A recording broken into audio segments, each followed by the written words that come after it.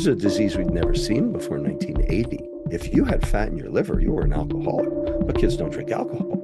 But 25% of them have fatty liver. And the reason is because the fructose is metabolized in the liver virtually identically to that of alcohol, because sugar is the alcohol of the child. And that's what we give them at breakfast. So first of all, what is sugar? So the food industry will tell you a calorie is a calorie, a sugar is a sugar. They'll also tell you a protein is a protein, a fat is a fat, a fiber is a fiber. Nothing could be further from the truth. Different food components, different biochemicals that you put in your body have different effects.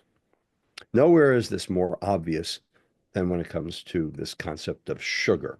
Now, sugar means glucose, fructose, galactose. Those are all monosaccharides. That is one molecule. And it is also maltose, lactose, and sucrose. Those are all disaccharides. That's it. When we talk about sugar, we're talking about those 6 compounds. Mhm. Now, there are enzymes in your intestine that will cleave the maltose into glucose and glucose. There's enzymes in the intestine that will cleave lactose into glucose and galactose. And there are enzymes in the intestine that will cleave sucrose into glucose and fructose. So ultimately, what you absorb is the monosaccharide. Mhm. Glucose, galactose, fructose. So let's stick to those because ultimately those are the ones that matter. Now, glucose is the energy of life. Every cell on the planet burns glucose for energy. Glucose is so important that if you don't consume it, your body makes it. Mhm. So people on the ketogenic diet consume no glucose. They still have a serum glucose level. And they need a serum glucose level because the brain runs on glucose, other parts of the body run on glucose. They also run on ketones, but you have to build up the capacity to metabolize the ketones before you can do that. Bottom line is, glucose is the energy of life. Every cell burns glucose for energy. Now, glucose has some downsides. Like, for instance, if your glucose spikes straight up, you will release a lot of insulin. That's bad. In addition, that glucose spike can change endothelial functionality and contribute to hypertension and other um, uh, problems, including uh, um, cardiovascular disease. So it's not like glucose is benign, Mhm. but mostly glucose is stable and you need it. You just don't have to eat it because your body will make it. Mhm. So people who are on the ketogenic diet, they still have glucose. They just don't consume it. Mhm. They have it, but they don't consume it.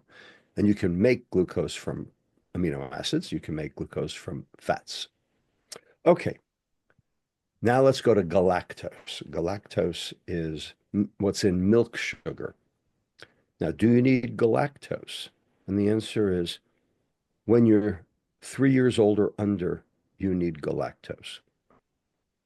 Okay, not after, but until age 3, you need galactose. And the reason you need galactose is because galactose is necessary to make certain neurolipids called galactocerebrosides. Okay? And they also help with the immune system. They are part of the haptenes that sit on top of immune cells. So you need galactose too. Uh, Now, why you only need it till age 3 and not after is because your body can make galactose when it needs to after that. But until then, galactose is essential as well. And of course, with lactose-free formulas, babies are not getting the galactose that they need. All right. And finally, the last one, the big kahuna, the king of the hill, if you will, fructose. So fructose is not galactose and it is not glucose. Fructose is what's sweet in fruit sugar. Fructose is um, uh, uh, addictive. You crave it, you want it, you can't stop eating it. It activates the reward center of the brain. It drives uh, uh, hunger, it drives craving, it drives addiction. Okay, and we have all the data on, to support all of that, both from neuroimaging and from biochemical and from epidemiological standards. The question is, do you need fructose? There is not one biochemical reaction in any eukaryotic or animal cell on the planet that requires dietary fructose. It is completely vestigial to all vertebrate life on this planet. It is completely unnecessary, yet we are awash in it. And it's addictive. And worse yet, it actually inhibits mitochondrial ATP generation. It causes your mitochondria to work less well. It inhibits three separate enzymes that are necessary for normal mitochondria to function. It inhibits AMP kinase, the fuel gauge on the liver cell. It inhibits ACAD-L, acyl-CoA dehydrogenase long chain, necessary to burn fatty acids into two carbon fragments. And finally, it inhibits CPT1, carnitine, palmitoyl transferase 1, the necessary that regenerates carnitine, which is necessary to burn those fatty acids for ATP in the first place. Bottom line, fructose is a mitochondrial toxin. Now, it's everywhere. It's sweet. It's what our plant ancestors used for energy, but it is not what we use for energy. Now, the food industry will tell you that fructose is ready energy. Hardly. Fructose actually depletes your energy. And that's one of the big myths that has to be rethought. Now, one of the reasons they say that fructose depletes your energy is if you are a football player or a soccer player on the pitch, on the gridiron, and you've been running around for 3 hours at a time, and you are glycogen depleted, if you consume some fructose, say in the form of Gatorade, that fructose, there's a backdoor pathway that will actually make glycogen. So you can replete your glycogen from fructose. That is true. And so if you're a sports enthusiast or an athlete, fructose can help you replete your glycogen faster. And that can be good.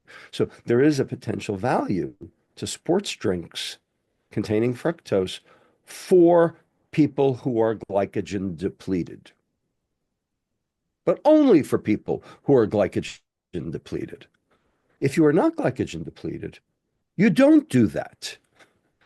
And what happens instead is that the fructose goes from inside the cell, gets imported into the cell, goes straight down to the mitochondria. The mitochondria become overwhelmed, can't handle the onslaught of that extra energy, and it throws it off as citrate, and that citrate then gets turned into fat.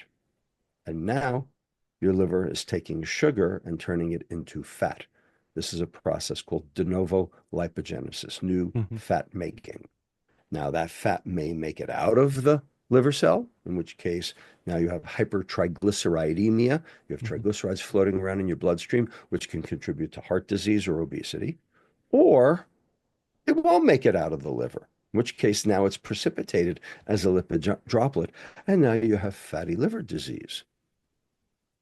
And 25% of children in America, not obese children, all children in America now have fatty liver disease.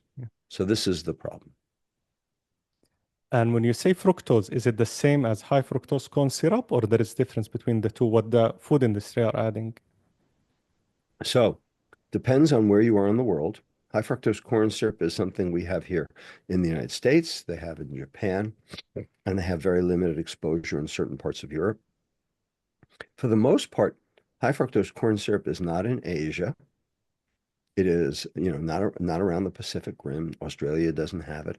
I don't believe the Middle East has it. This is something exclusive to us. The question is it worse? And the answer is the studies that have been done pitting high fructose corn syrup against sucrose show no material difference. They are in effect the same. And the reason is because the enzyme in your intestine that cleaves the sucrose into the two molecules, glucose and fructose, once it does that, then high fructose corn syrup and sucrose are the same once the two molecules get cleaved apart. And that happens in about a nanosecond.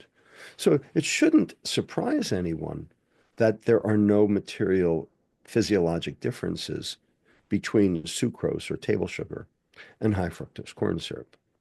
The problem with high fructose corn syrup is not because it's metabolically worse than sucrose. The problem with high fructose corn syrup is that it's cheaper than sucrose. And because it's cheaper, the food industry had carte blanche to put any amount in any food they wanted. Also, because it's liquid, because the two molecules are already separated, they're all free, Unbound. it's much higher solubility. So they can use a much higher concentration and it won't precipitate out. It won't, crystallize out. Okay. Have you ever had a cookie that had too much sugar when it was baked? It can sort of taste some kind of gritty. Mhm. Okay. But when you make a cookie with high fructose corn syrup, like Chips Ahoy, okay, and it becomes a chewy cookie, I mean, you can sell it as that. And that's actually becomes a feature, not a bug. And so it's not that high fructose corn syrup is metabolically worse. It's that it's economically worse Mhm. because it's cheaper. I would like to ask you about autoimmune disease. So there is increase in a lot of autoimmune Oh disease. boy. How does insulin resistant or hyperinsulinemia contribute to autoimmune thyroid disease? There's a lot of Hashimoto's and thyroid disease in this region. Well, I will tell you right now, I do not know. Okay, making that very, very clear, straight up. I do not know. There are theories out there for how this happens, but I cannot tell you the answer. Okay, so I have to qualify everything I say about autoimmune disease with a big I don't know. Now, having said that, I do know about some possible mechanisms that are, being discussed. Okay, but they're only possibles. We don't have proof of any of them yet. Okay, so the question is, yes, autoimmune disease is going up in all, demographic groups that we've looked at. And the question, of course, is why? Well, autoimmune disease is a manifestation of your immune system going haywire. And we used to say that that was number one, genetic, because it tends to run in families, and it does. We used to say it was sex dependent because women get 9 times the autoimmune disease that men do. That's also true. And so we used to leave it at that. And the question still was, well, but what causes it? And we don't know the answer to that. But we do know a few things. Um, when you have an autoimmune disease, you have identified some aspect of your body as foreign, and your immune system mounts an immune response against that foreign material. And the question is, how come that happened? So one thing we know is that there are certain cells that are sensitized to this, and that could be genetic, but it seems to be happening in people where it's not necessarily genetic. Is there something else that could be increasing immune responsiveness? And the answer is possibly. Something else that's going on with everyone is we're all inflamed. So if you measure high sensitivity C reactive protein in large populations, it's much higher than it used to be, suggesting that there is some modicum of inflammation that is going on. So where is that inflammation coming from? Almost assuredly, the answer is the gut, because the gut is where, first of all, most of our immune cells are. 70% of our immune cells are in the intestine. Okay. And that is the way that most of the environmental stimuli that could precipitate autoimmune disease enter our bodies is through the gut. It's not entering through the air. It's not entering through the skin. I mean, it might, but most of them are entering through the gut. And we know that diet plays a very significant role in gut immunology, in immunometabolism. So here's what I do know. Your gut is a sewer, okay? That I know. So what's a sewer? A sewer is a pipe with you know what in it, with junk in it, all right? Now, the goal of the intestine is to extract the goodies out of the junk and leave the rest of the junk in the lumen of the intestine so it goes out your behind. That's what this sewer is supposed to do. In order to do it, it has three, count them, three barriers for the junk, to keep the junk where it belongs. The first barrier, the mucin layer. So a layer of mucin that sits on top of the intestinal epithelial cells that acts as a physical barrier between the intestinal cells and the junk, right? Physical barrier. Second barrier, a biochemical barrier. Okay, proteins that hold the intestinal cells together so that the junk, the stuff in the junk can't pass through to get from the lumen into the bloodstream. Okay, we call those tight junctions, the most common of which are zonulins, like in celiac disease. And then the third barrier is the immunologic barrier. Okay, so you've got all of these cells sitting there in Peyer's patches and throughout the entire intestine. Most of them are called Th17 cells, and they make a cytokine called IL-17. And for the most part, Th17 cells are very good at battling back bacteria. Okay, but they're not as good at, battling back some other things. And so there's, a give and take as to what you're good at versus what you're not good at. All right. So you need these three barriers. You need the um, mucin layer, you need the tight junctions, and you need the immunologic barrier, the Th17 cells. And you need them all to be working right. Is there something out there that can damage all three barriers at once? And the answer is, oh yeah, there sure is. What is it? What do you think it is, Dr. Lee? Sugar. Yep, it's sugar. It is sugar. So if you consume high fructose without fiber, which is ultra processed food, okay, you are not feeding your intestinal microbiome. And if you don't feed your intestinal microbiome will feed on you. It will actually strip that mucin layer right off the intestinal epithelial cells. And you can actually see on electron microscopy the apposition of those bacteria on the intestinal epithelial cell directly. And that ultimately leads to irritable bowel syndrome, inflammatory bowel disease, bloating, pain, etc. We basically call this small intestinal bacterial overgrowth, SIBO, okay, because of the destruction of the physical barrier in the intestine, in part because those bacteria did not get fed because of the lack of fiber and the increase in sugar. Okay? Now, in addition, we have those zonulins. We have those tight junctions that hold things together. Now, that is an ATP-dependent process in order to make these tight junctions work. If you deplete ATP in the intestinal cell, they slowly but surely relax, and they create a pore, and they allow the junk from the intestinal lumen to get into the bloodstream. We have a name for this. It's called leaky gut. And the question is, what causes leaky gut? Well, many things can cause leaky gut, but the thing that causes it the most, sugar. And the reason is because, as I told you, those tight junctions are an energy-dependent process, and fructose uses up energy. It, causes the ATP to go to the phosphorylation of the fructose instead of to other things like keeping those junctions intact. And so fructose is a primary driver of leaky gut. And then finally, the third one, the Th17 cells.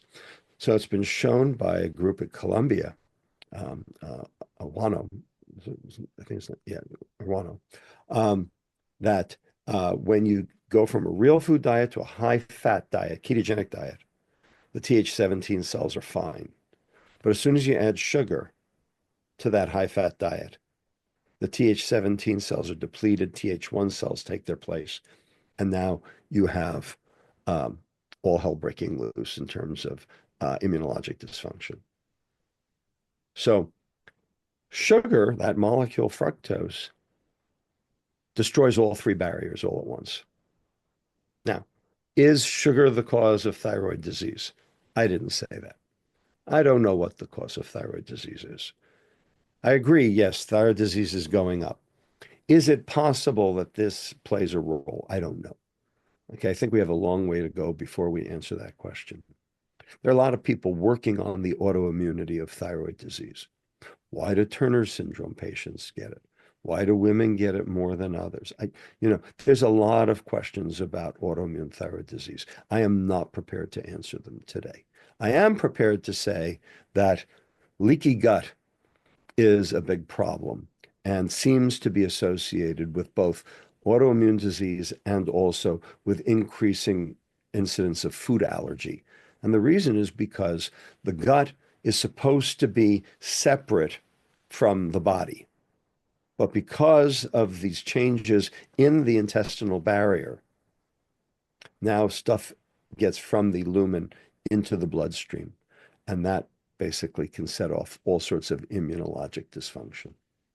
That I am prepared to say. About the CGM, how should we interpret CGM? What is the normal glucose level during sleep, pre-meal, Oh boy. post-meal, during while you're at home, during your activity? How My should it first, be interpreted? all right. So, first of all, full disclosure, I am an advisor to a company here in the United States called Levels Health. Hmm. And the job of Levels, it's a software company that works with both the Freestyle and the Dexcom Yes. to basically take the information that those CGMs are providing and turn it into information you can use to alter your diet, alter your exercise pattern, alter your sleep to try to improve metabolic health. So, you know, you know, conflict of interest there. So, keep that in mind. Mhm. Having said that, uh, there's no question that keeping your glucose constant and your insulin constant is good for metabolic health. It's good for your cells. It's good for you.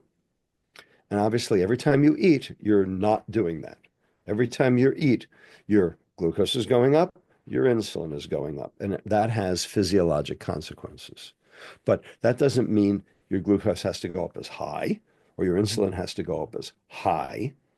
And so it has been found that keeping your glucose and your insulin relatively low has metabolic benefits in terms of energy, in terms of fatigue, in terms of weight, because every time your insulin goes up, that means your weight goes up because insulin drives energy into fat tissue. So keeping your insulin as low as possible is a directive. It's a good thing. And so it's important for you to know what foods do what to you. Mhm. And so that's the point of a CGM. So you can basically know, oh, berries I can eat, but pineapple I can't. Or whole grain bread I can eat, but cereal I can't. Or any, combination thereof. So you can basically learn how your body processes various foodstuffs. Oh, taking vinegar before, in a salad before I eat my meal keeps my blood glucose low, as opposed to not. All of these things make a difference in terms of glucose excursion and therefore insulin excursion. Mhm. And it has now been shown by several people that keeping your glucose down ultimately has, metabolic benefits that outlast that one meal. So that's a reason for CGMs, and I'm for them.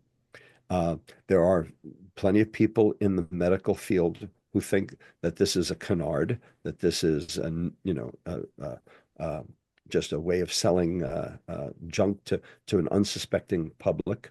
I do not think that's true. I think there is value to be had from this. But the question is, you have to know what you're looking at and you have to know what you're doing. And most of the time, people don't. That's one of the reasons why I'm a big fan of levels, is because it basically helps you process the information in a way that helps you alter your behavior. So this is a complex field that's still sorting itself out. We have data from levels that I actually, speak about in public that, argues that sleep is better, that weight is better, and that glucose excursions are better, with that have important, meaningful downstream effects. Hmm. So in general, we think that a normal fasting glucose should be between 60 and 100. Hmm. Now, there are people who have fasting glucoses lower than that, and they're still normal. There are people who have fasting glucoses higher than that, and they're still normal, but not too many. 60 to 100. And really, I would say focus 70 to 80. Now, as you get older, that number is going to climb up. It's going to get closer to 90 and then 100. What I can say is that if you have a fasting glucose over 90, your beta cell in your pancreas is not keeping up. That's a problem. That's a warning sign. Now, no one will tell you that a glucose level of 90 is bad. It's not, but it's a marker. It's a harbinger. It's telling you that your beta cell isn't doing what it needs to do in order to keep your glucose at 80 or 70. All right. So a glucose of 90 will translate into a hemoglobin A1C of about 5.3, 5.4. People say that's a normal hemoglobin A1C. Well, it is. Okay. But it's still telling you that you're on your way up that ladder. And so you can actually predict metabolic disease even years before by looking at these very specific, nuanced um, changes in your metabolic status if you know what to look for. So we do that at levels, and we hope that we can supply that information to people in a way they can use. If your fasting glucose is above 100, something wrong. And the question is, what is that something? Well, in order to figure it out, you sort of need to know, well, what does your blood glucose do when you eat a meal? What does your blood glucose do when you eat a glucose, have a glucose load? And how quickly does it return back to normal? All of these are important questions that can be answered through a CGM that can ultimately tell you what your risk is. Hmm. Combining that with other laboratory studies that you would get from a pinprick, but fasting specimen. So, for instance, a uric acid, for the reasons we discussed, in terms of hypertension, with an ALT, which can tell you about liver fat, with an ApoB, which will tell you about how the liver is processing carbohydrate into fat. Okay, and with a fasting insulin level, which you have to get separate from, because levels doesn't measure insulin, it measures glucose, but Hmm. glucose is a proxy. You can basically, generate an algorithm that will tell you what's going on, what the problem is, and what you would need to do about it. So we're very proud of that. And are there things that would raise the insulin, but you would not detect it on the CGM? So it would raise the insulin, but not the blood glucose. And what Of are some course, examples? fructose. So fructose does not raise the blood glucose, Hmm. but it causes significant insulin resistance. Hmm. And so you won't see it necessarily on the CGM, but if it's raising the blood insulin, that's bad. Because So, insulin in and of itself is a growth factor. mhm, Insulin causes cell growth. And so, um, it can cause cardiovascular smooth muscle cell growth, like inside the coronary arteries, increasing your risk for heart attack.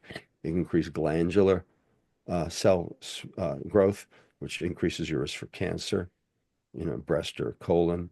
Okay. Insulin's a bad guy in the story. The goal is to keep your insulin down. You got to keep your glucose down to improve microvascular disease, and you have to keep your insulin down to improve macrovascular disease. Both are important.